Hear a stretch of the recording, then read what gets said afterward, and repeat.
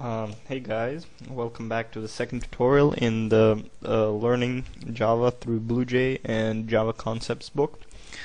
And so far we've downloaded BlueJ and I've introduced you to the Hello World program.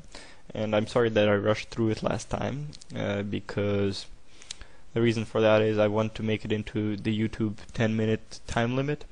And so to do that I had to cut the lesson a little bit short. Let's bring up that Hello World program again, and here we have it, right?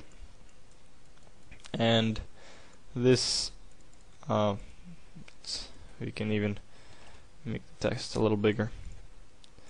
So here we have the public class hello, and I promised to explain what a class is. What a class is kind of a prototype for an object. So some examples of classes are a dog, an animal, a dog, a horse, basically a prototype that defines an object in real life, a blueprint kind of an object. So you can have a class called book, right? You can have a class called tape. You can have anything you can physically see, and even an idea you can have a class for. This class has no real-life equivalent because, well, I guess class hello could be explained as a greeting kind of to another person, that you shake their hand, you say hello. So I named this class hello. I chose the name arbitrarily, but it could represent a greeting to another person in real life. So it's kind of an action. It represents an action, which is not really the best way to represent classes, but we'll deal with that for now.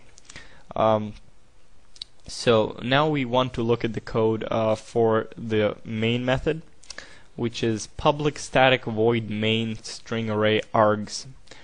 Well, this is a whole bunch of code in one line, and so to not scare you off, I'll explain. It's not that hard, and I'll go through the words one at a time so you can understand them, and then you don't have to care about the static part and the string array args for now, but I'll still explain them, and then I will reinforce them later so you can get what they do.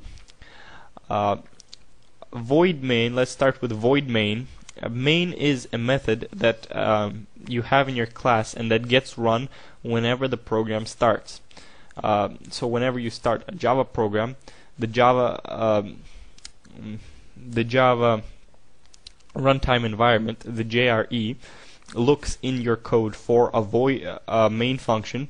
It's usually a void main function, and that's declared, and then it runs the code inside the void main function. So inside these the brackets, it runs the code inside them first, and then it does anything else. So now we look at the modifiers. These are called modifiers. They proceed. So they're called public static equal their modifiers. So now we know that they're modifiers. What do they do? Well, what a public thing does, it says that anyone can access this method. Anyone from outside the class, basically any friend, any enemy, anyone. So you can access it from another source code, you can access it from another file, you can access it from anywhere else. Which by default is what you want to do in your void main method, because you might want to call main from another class. You might want to do something. A static means that the main method lasts for the whole class. I know it's hard to comprehend right now, but what static is, it means that the destructor isn't called until the end of the program instead of the end of the class. Basically, a static function is kind of independent of the class. It doesn't really depend on the class. So if you make a new class instance, right, a new, say you have a dog and you have a static counter, right, that counts the number of dogs. If you create a new dog, that counter won't be reset, because the static says that no matter how many of these classes of dogs, say, that you create, you only change them by accessing the dog class directly. Basically, don't worry about it. It's we'll go back to it. It's the word static, and void main. We talked about string array args.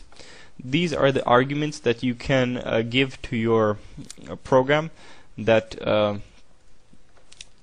when we run the program here, right? When we compile it and when we run it here, we can give it arguments inside here, and we'll talk about those later when we do stuff with arguments.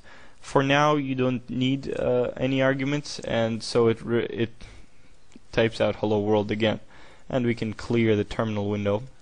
And so this is we talked about this. The system.out.println again prints the line in here onto the screen, and that's about all that you need to know about the hello world program. So now let's quickly learn about a basic data type, integers, which you'll need to know. So an integer is defined by the word int, and then you have to give it a name that describes it, or just a random name. So my name that I'm going to give to my integer, an integer is a whole number basically, right? The name that I'm going to give to my integer is x. And now I can say that x is equal to 5.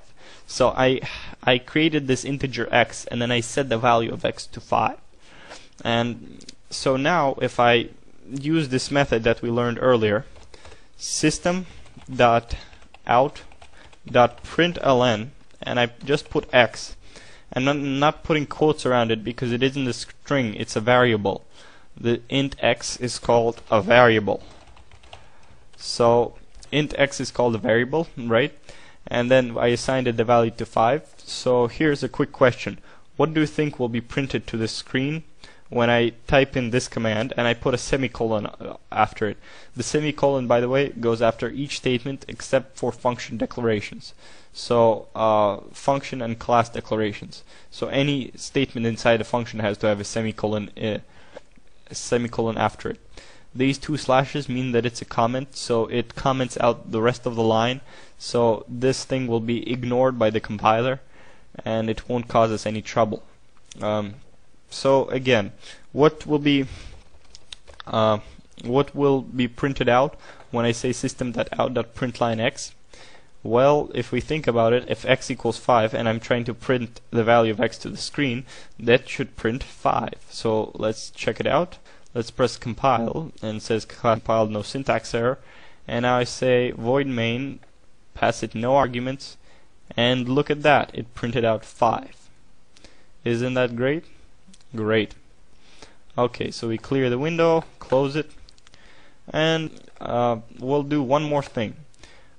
Instead of saying int x and then x is equal to 5, we can just combine that into one statement, right? The declaration and the implementation.